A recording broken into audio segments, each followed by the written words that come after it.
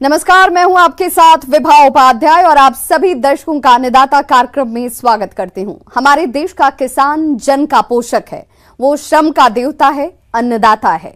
उसमें ही भारत की आत्मा निवास करती है और ऐसे ही किसानों की प्रगति के लिए हम खेती बाड़ी से जुड़ी हुई बहुत सी नई लाभकारी जानकारियां हर रोज सुबह लेकर आते हैं। तो चलिए कार्यक्रम शुरू करने से पहले देखते हैं क्या है आज के अन्नदाता में।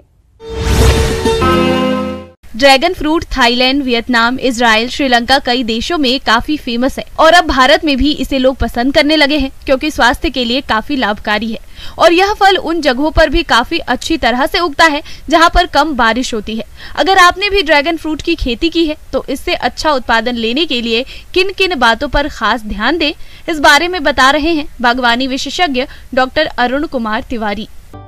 हम चर्चा कर रहे हैं एक ऐसे फल की जो जेरोफिटिक है, मतलब सूखी जगह में होती है, लेकिन अब धीरे धीरे सब ट्रॉपिकल कंडीशन में भी जा रहा है। मतलब जहाँ पे थोड़ी बारिश अधिक होती है या 1000 मिलीमीटर प्रति वर्ष के हिसाब से या 1500 तक जाती है, वहाँ तक हम उस फल की खेती कर सकते हैं। पहले ये बिल्कुल सूखे में होती थी। नाम है ड्रैगन फ्रूट।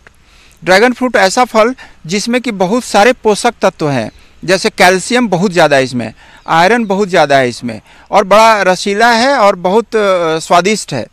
तो ड्रैगन फ्रूट बिल्कुल जेरोफिटिक है, मतलब एक तरह से सूखी जगह के लिए है, कांटेदार है। इसकी पत्तियां जो आप देखेंगे बिल्कुल गद्देदार होगी पत्तियां, तो ये पानी का लॉस कम होता है, वाष्पोत्सर्जन, ट्रांसपिरेशनल लॉस हम बोलते हैं इसको, वो कम होता है, पानी संरक्षित रहता है इस पौधे में। इस फल के पौधों को दूसरे पौधों की तुलना में कम पानी की आवश्यकता होती है। फूल आने एवं फल के विकास के समय खेत में नमी की कमी नहीं होनी चाहिए। इसके लिए बूंद बूंद सिंचाई पद्धति का उपयोग करना चाहिए। आप जो दूरी लगाए होंगे, दूसरी बात की दूरी तो आप प्रॉपर लगा चुके हैं, ये हम बात कर रहे हैं वैसे ड्रैगन फ्रूट की के बगीचे की, जहाँ पे बिल्कुल ड्रैगन फ्रूट खिल रहा है, फूल आ रहा है, उसमें फल आने वाले हैं, फल आने की क्रिया शुरू हो चुकी है। तो वैसे में आप दूरी वगैरह तो अपने हिसाब से लगा लिए होंगे। इसका ध्यान रखें कि बरसात में आंधी तूफान और बारिश ज़्यादा होती है तो जल जमाव ना हो, इसका ध्यान रखें। खरपतवार बिल्कुल न रहे, बीच में जो खरपतवार बरसात में जो आ जाता है, खरपतवार बिल्कुल न रहे, ताकि इसमें ये रोग मुक्त रहे। तो इसका अगर ध्यान आप रखेंगे तो निश्चित रूप से फलन अच्छी होगी और आपकी आमदनी अच्छी होगी। जो आपका उद्देश्य है वो पूरी तरह से पूरा होगा। ड्रैगन फ्रूट में अधिकतम उत्पादन के लिए 1 हेक्टेयर भूमि में लगभग 277 पौधे लगाए जा सकते हैं।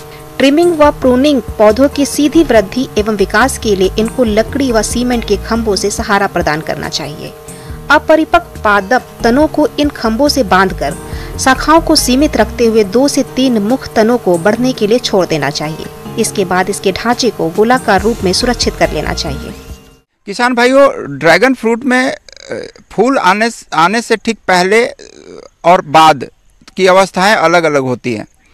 फूल आने से पहले शरीर का बढ़वार होता है, जो कैनोपी की बात जो हम कर रहे थे, ये ज़्यादा बढ़ता है। फूल जब आ जाता है तो इसका मतलब उस समय वेजिटेटिव ग्रोथ हो रहा था, शरीर बढ़ रहा था। अब सेक्स ग्रोथ ज़्यादा होगा, मतलब फल ज़्यादा बनेगा।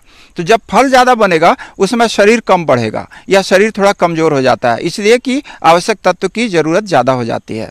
तो ऐसे समय में आप खाद मई में या जून में आप दे दिए होंगे, सामान्य तौर पे उस समय देते हैं।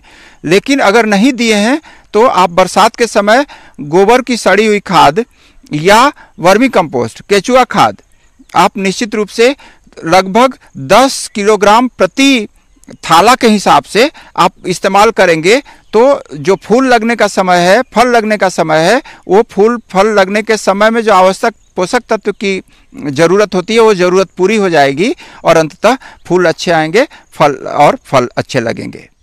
ड्रैगन फ्रूट में कीट और व्याधियों का प्रकोप कम होता है, फिर भी इसमें एंथ्रेक्नोज और थ्रिप्स कीट का प्रकोप देखा गया है। एंथ्रेक्नोज के रोग नियंत्रण के लिए मैनकोजेब 2 ग्राम दवा प्रति लीटर पानी में घोलकर छिड़काव करें। थ्रिप्स कीट के लिए एसीफेट दवा का 0.1% की दर से छिड़काव करना चाहिए। ये ड्रैगन फ्रूट अभी जब जुलाई अगस्त की बात आती है तो जुलाई अगस्त में ड्रैगन फ्रूट के फूल आने लगते हैं। अगस्त सितंबर में फल बनने लग जाता है। या अगस्त जुलाई मध्य से ही फल बनने लग जाता है।